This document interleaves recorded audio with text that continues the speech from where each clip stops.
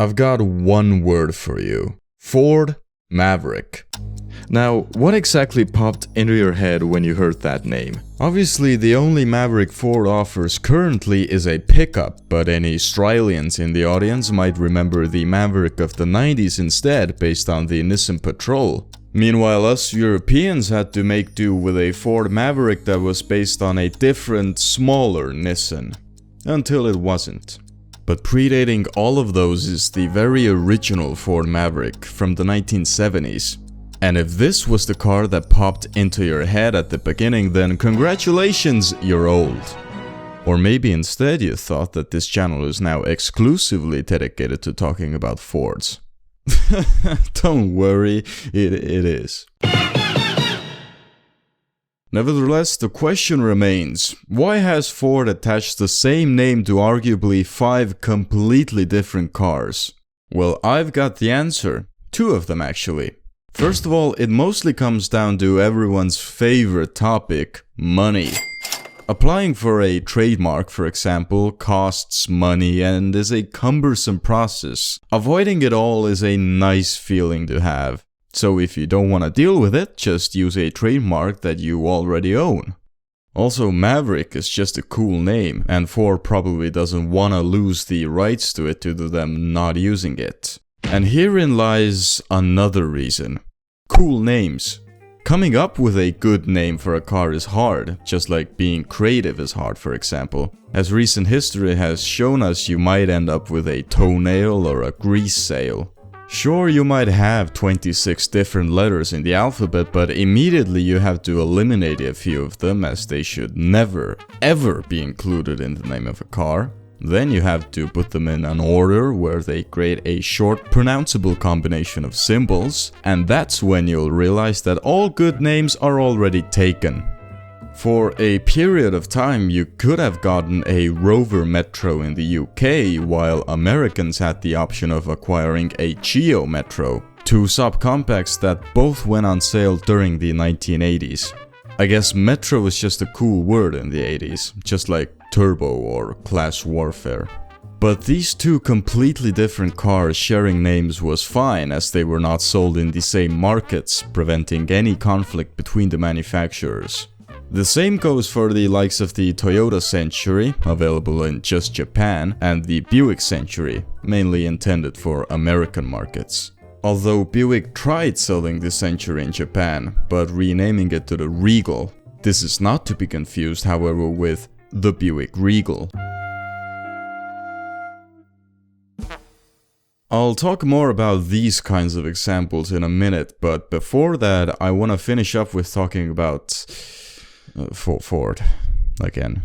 Well, actually, it's about Etel. We all like to gawk at it, point our fingers at a failed business venture that happened 60 years ago. But have you noticed how Etel's legacy still lives on today?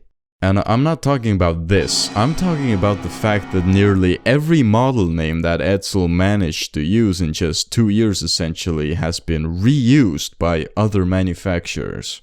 Villager? You had the Mercury Villager in the 90s. Pacer, well, that one's definitely more well known as the AMC Pacer. The Corsair nameplate is in use this very moment by the Lincoln Corsair. Now, fun fact, the car in this picture isn't actually a Corsair, it's a Lincoln Aviator. This one's a Corsair. Or is it? Anyway, the Etel Citation shares its name with the Chevrolet Citation, the Etel Ranger with the Ford Ranger, and the Etel Bermuda with the 1955 Willys Bermuda, the very last car ever offered by Willys. Well, that certainly set Etel up for success. The only outlier here is the Etel Roundup. As far as I can tell, nobody else has thought of having their car share its name with a brand of herbicide. This is a Pontiac Transport, a US spec model. This is also a Pontiac Transport. This time though, an European version that was sold in Europe. What you might find interesting about the European Transport is that, well, it was offered with a 5-speed manual for one, but also it's not actually a Pontiac Transport. You see, in America, the Dustbuster lineup was comprised of 3 versions: the Transport, the Chevy Lumina APV, and Oldsmobile Silhouette, the Cadillac of minivans. This minivan was offered in mainland Europe through Opel dealerships as a Pontiac Transport, but from 1994 onwards it was really an Oldsmobile Silhouette with a Pontiac badge up front and Transport wheels. Now, when it came time to start selling the next generation of minivans in Europe, well, GM decided to now badge it as a Chevrolet, the Chevrolet Transport to be exact, which wasn't based on the American Chevrolet Venture, but instead on the Pontiac Transport. So just that we're all on the same page here, the European Pontiac Transport wasn't a Pontiac Transport, but the Chevrolet Transport was a Pontiac Transport and not a Chevrolet Venture. Did you get all that? This absolute mess brings up a good point. Cars should logically be the same between markets, but they basically never are, and you should feel bad for thinking that they are. Something as inconspicuous, but at the same time structurally important, as the upper radiator core support on a Volkswagen Golf can differ completely between markets. A lot of the time this is explained away by differing regulations, and an example I'll bring up now are the chinless SUVs of America. Compare a US market Lexus NX with one sold anywhere in the rest of the world. As is glaringly obvious, the American one has a hideous overbite. This absolute offense to the senses is explained away by section 523. 5 of Title 49 of the Code of Federal Regulations. To be classified as a non-passenger automobile, a vehicle must have 4-wheel drive or be rated at more than 6,000 pounds for its gross vehicle weight, and must fit at least 4 of these 5 criteria.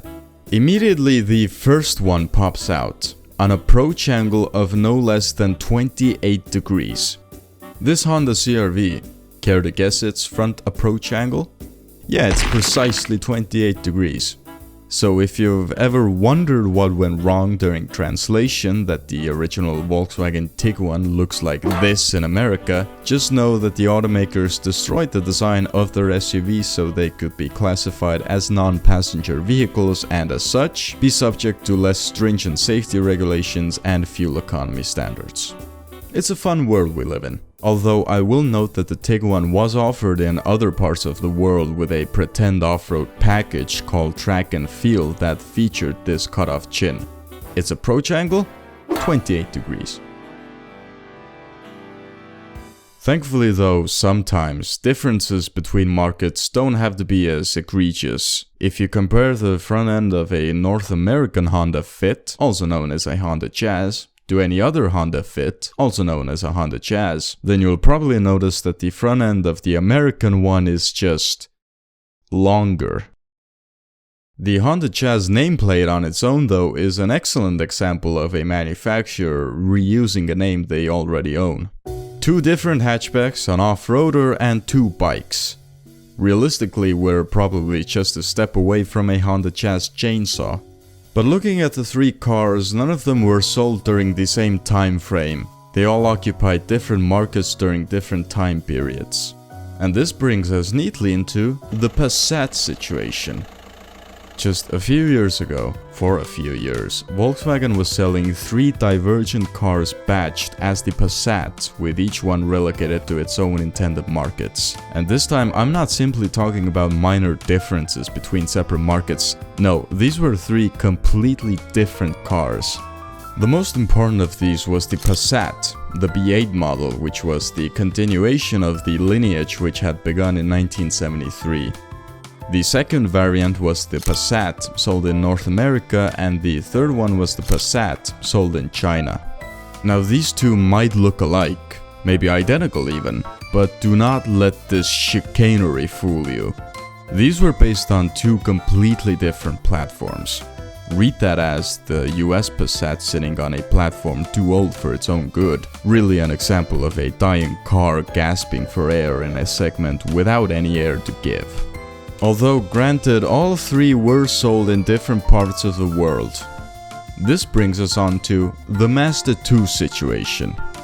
Are you European? If so, congratulations, you won. Now, if you went ahead and stepped into your local Mazda dealer, you'll find a three-ring circus. In 2021, Mazda unveiled, for Europe, the all-new Mazda 2 Hybrid. Not as a replacement for the existing model that was on sale, but instead as something to be sold alongside it. For the Hybrid has a dirty secret it's not even really trying to hide. It's a Toyota Yaris with a badge that doesn't even fit correctly. Mazda couldn't meet the European emissions regulations, so they resorted to selling a Mazda 2 that isn't a Mazda 2 right next to the Mazda 2. This is in contrast to when Toyota sold the Mazda 2 as a Toyota Yaris, when really, this was the Toyota Yaris. And this one. And this one.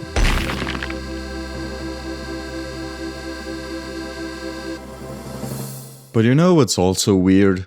The Suzuki Swift, Opel Corsa, and even Chevrolet Aveo were all obviously competitors, but they all share one nameplate that they were all sold under, and by that I mean that there's a name they were all rebadged as. The Holden Bina. Holden was essentially kind of every GM brand amalgamated into one, and I don't think there exists a better example of that than the Bina. What started out as a badge-engineered Suzuki Swift turned into an Opel Corsa-based car for its third and fourth generations, and for its final two outings, the Bina was then a Chevrolet Aveo instead. Same name, different cars. Join the Corsicar membership program on YouTube today and receive exclusive content and the right to brag for decades to come. Tell your family, tell your friends, and join the Corsicar membership program on YouTube together to support your 57th favorite content creator. Just keep in mind, these cheap prices will last forever. If I was an AI, could I do this?